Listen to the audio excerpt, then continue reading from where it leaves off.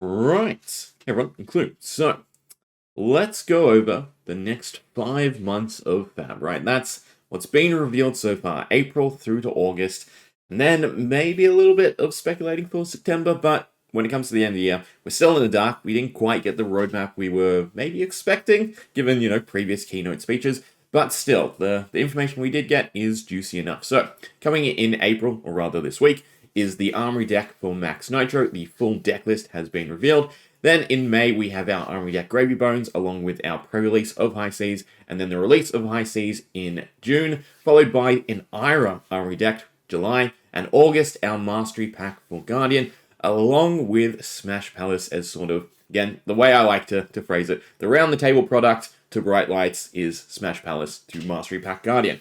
Then, for September, we can sort of speculate on set 17. So, a little bit of juicy information we got was Gem Pack 3. Not the Gem Packs for the High Seas season, but the Gem Packs for the third season of the year. So these are color-schemed red and purple, right? It's quite interesting. Basically, the rule of thought that we should, question is whether or not the actual Gem Pack reflects the set/season that it's a part of, right? The one we got for the Hunted, to me, kind of reflects the themes of the Hunted and the color palette of the Hunted. So, yeah, this is maybe an indication of the set that we will see, but at the very least, it is a date, right? So the Gem Packs bring the legality of some of the reveal cards that you can find within the Gem Packs as September 26, which is basically when we'd expect the season to start for set 17, meaning that the pre-release and release of that set will be early to mid-September. Now, starting off with the Armory Deck for Maxx Nitro, all the cards that were previously spoiled are in fact the cards of the deck. There's no sneaky other rare or common to help with hyperdrivers, and Bankbreaker itself is only a construct, right? There's no new wrench or a copy of Bankbreaker to start on board, unfortunately, which I think does curb the power a little bit. There is a lot of great support here for hyperdrivers, but there's still the lack of payoff for everyone else, right? Clamp Press is non-functional for anyone but Maxx, since no one has access to a wrench, right? Same with Construct Bankbreaker. You can't convert other mechanologist weapons, unfortunately, into our Bankbreaker, but still exciting nonetheless. The only other inclusion in the deck list is one copy of Heist, which is also a little bit saddening, right? I wish it was 2 copies, similar to Arc Lightning in Aurora, but it's sort of a gauge that LSS is definitely price sensitive to Majestics, and obviously don't want to print a whole bunch of cards. They'd rather you go out and open Bright Lights and find yourself Heist, but it's still a nice bump in value to what you're actually getting out of the Armory Deck. Again, in terms of hyperdrivers, the support from the equipment especially is really, really impactful to making that a true game plan of Mechanologist. Then, for Gravy Bones, so we do know that it will house its own set of Majestics, which was kind of expected, right? We expect Majestic equipment to really kickstart Necromancer, but we get one card revealed so far as Sawbones Dockhand. So action, pay 1 to attack. Instant, tap, right? The next time you or a pirate you control would be dealt damage this turn, you can prevent 1 of that damage. Has Watery Grave as per usual, right? So get in your graveyard, put it on board, and use it to potentially protect your other allies. Either way, it does seem like this is going to be quite impactful and crucial to some of the main game plans and the general allies of Gravy Bones. So hopefully the print run of the Gravy Bones Armory Deck is up to snuff, right? Because we will definitely expect some other good Majestics in there as well. Again, usual rule of thumb is 2 to 3 Majestic sets, right? Some rares, and of course the equipment.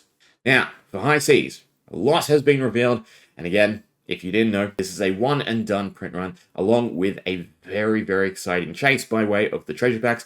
Now, there's still something lurking underneath the water, right, as to what exactly else is included in the lost treasures, as they are at a rate of 1 in 1,000 gold packs, and gold packs themselves are 1 per booster display. Meaning that in order to shore up the numbers and the print run, hypothetically, I think we're around 250 to 300,000, right? That's my expectation. So there has to be something else in the Lost Treasure slot, aside from the cards that were spoiled. If you don't know, they're basically grail pieces of the early sets of Flesh and Blood, along with some other real cool stuff from along the way. Some proofs from printing, right? And then some signed cards. So overall, the general thought currently is if you haven't gotten your pre-orders, you probably want to, because this will sell out fairly quick, right?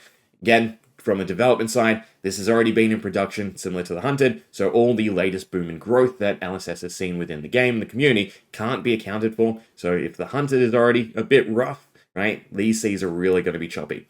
Now, IRA. So, the Armory Deck. It is a normal Armory Deck, so it's at that $40 price point USD, right? And it comes with 11 Majestics, 21 Rares, and 34 Commons. Currently, only one of the Majestics has been revealed, as Enact Vengeance. Combo: if Edge of Autumn or a card with Vengeance in its name was the last attack this combat chain, this gets when this hits a hero, destroy all cards in their arsenal. So quite nice, right? Sort of the CNC-esque card for combo. Will work with Katsu, will work with obviously Ira, and will work with Edge of Autumn. But it also hints that we would sort of expect some more Vengeance cards to also be in the work, right? This at 3 means that there are still another 8 Majestics.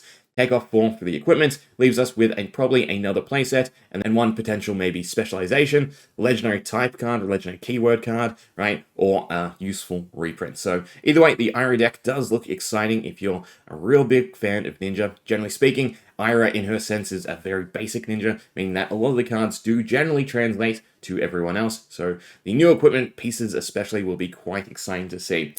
Now, the big one.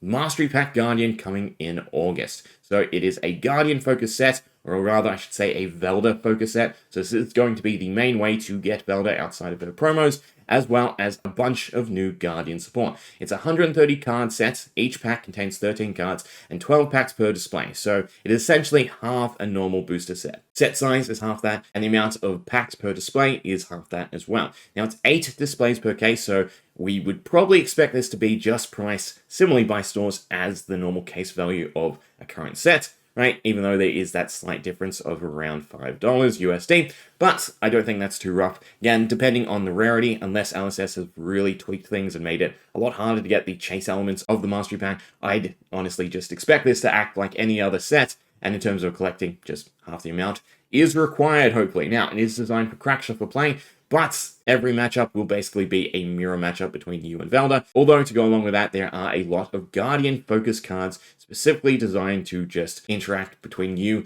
and an opposing Guardian. Now, we have the tagline of 17 new cards for Guardian heroes, right, including the new hero Velda Seismic Impact, so there will be a decent level of reprints and even some generics within the set. Other than that, the cards do look exciting, and it will feature rarity pieces like our Marvels. Along with our Mastery Pack Guardian, we're getting a UPF style product called Smash Palace. So Smash Palace is another Guardian-focused product. It comes with 12 packs of the Mastery Pack for you to use, crack, and play with, along with a UPF event deck, right? And this is a new mechanic for UPF going forward, which is basically a string of cards that you reveal at the start of each turn and give a certain bonus to the round, which can be definitely interesting and shake up your arena combat. Along with it, there will be 7 different heroes. Currently revealed, we have our Groundbreaker Crix and our Fight Master Cogs, along with Bravo Flattering Showman, who will also appear as the new Welcome deck, right? So Ira will be phased out most likely, and our Bravo Welcome deck will be the new player learning experience. So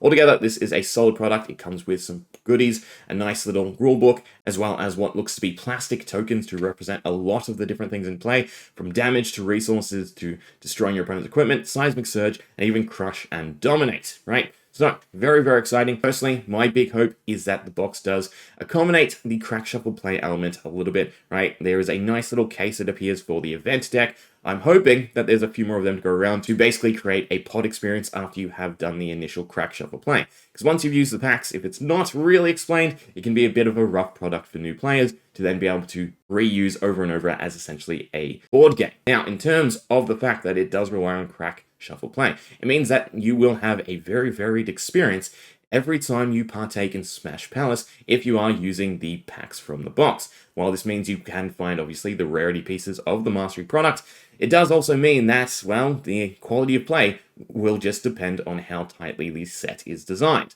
Because, again, in terms of the actual product, it's designed solely for Velda v Velda. So in terms of the 7 different Guardians, we'll have to see how exactly it works out. Now, in terms of Groundbreaker Crix and our Fight Master Cogs, these are both pit fight heroes, meaning that they are only legal in UPF, right? So, although they might have some fun and interesting new abilities, they cannot be used for Blitz. So do keep that in mind. Price-wise, this is sitting at $70, so roughly $15 more than the actual display of your Mastery Pack. It does come with 12, which is identical, but you get those extra token pieces and, of course, the event deck for that $15 difference. That brings us to the last, and at least to me, very, very interesting the Gem Packs 3. So, we have 2 Living Legend decks coming out for Viz and Prism. They are releasing at Gen Con as well as Comic Con, and will, of course, feature some new cards. Currently revealed, we have our Helm of the Arknight for Viz, and our Halo of Luminar's Light for Prism. Now, both of these cards will feature again in the upcoming Season 3 Gem Pack, which will be legal September 26th, and therefore, again, gives us the indication of our set 17. So, these 2 products, although appearing to be an exclusive product found at your cons, will of course have cards that will be valuable, especially if we do get a retrain of Viz, or of course if you are currently playing New Prism. So, hopefully this indicates that the cards will be found in other sources, as currently, again, just the helms are appearing in our Gem Pack 3. Now, this could technically indicate as to what we might see as set 17, as a Runeblade X Prism set, but in all honesty, looking at the pack design, I have the inkling between Viz and Dromai more so. Both of them, again, have been promised a retrain, so that might be our set 17. Again, if we come to High Seas, we get the gem packs, and they do thematically fit the High Seas color palette, right? The ocean colors, blue just in general. I would chalk it up that the gem packs will reflect the set and season that they're a part of, which means that this does not appear whatsoever close to Savage Lands, unfortunately. Anyway, that is everything that we know so far for the next 5 months and potentially September. Right? What excites you most? I'm starting to get an itching for the Mastery Pack. Personally, Guardian has never really been my cup of tea, but it looks like it's going to grow on me. Hope you enjoyed. See ya.